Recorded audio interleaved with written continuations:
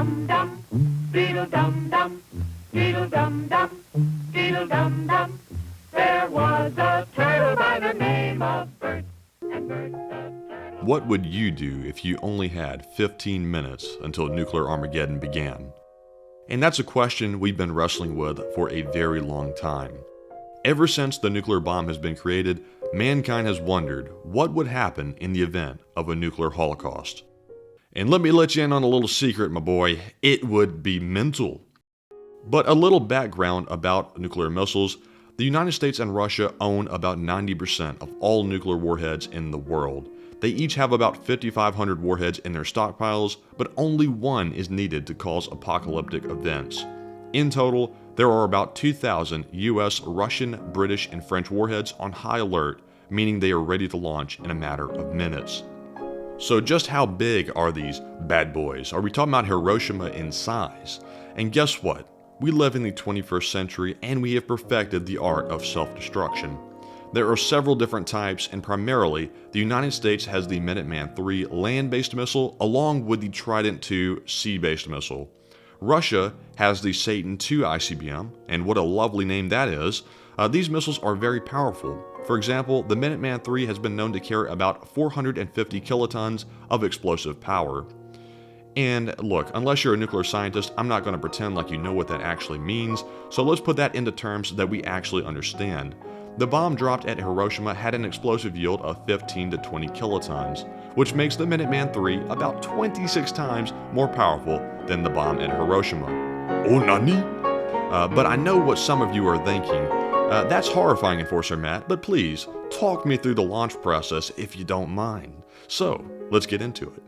So the first step is the president or dictator of a country needs to decide that the best option to defend that country is to use a nuke. Once that determination has been made, it's time to get the ball rolling. In the United States, the president is followed at all times by a gentleman carrying an ominous-looking briefcase called the nuclear football. And of course it's a football because Roll Tide, America. This briefcase contains the codes needed to end the world and launch the nukes. But this is only part of the system. First, the president would quickly discuss his options with his military advisors, and this meeting might last for 30 seconds or less depending on the circumstances. For example, if Russian missiles are flying in, the president might want to, hurry the hell up, but some advisors might protest. But in the USA, the authority is clear. The president has the sole power to launch nuclear weapons. No appeals, no ifs, ands, or buts. It's final. Next step is for the senior officer in the Pentagon War Room to formally authenticate that the person ordering the strike is indeed the president. Once that is done, an aide will give the president the biscuit. And no, I don't mean a biscuit, I mean a card containing a 2-letter phrase which is matched with an officer's phrase to once again make sure that the president is actually giving the order and not an imposter. Then, the nuclear football is opened and the authentication codes are broadcast to each worldwide command center and directly to the launch crews. At this point, this is the beginning of the end for mankind. In about 15 minutes, the world will be destroyed.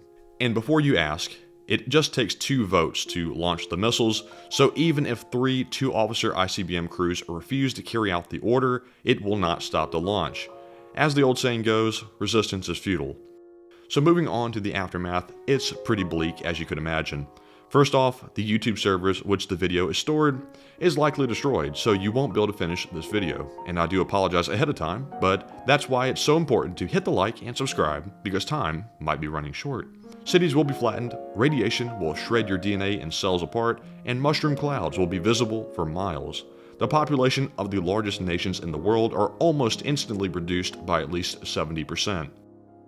And if you weren't eliminated during the initial blast, the fun has not yet begun. Yeah, it would be quite bad.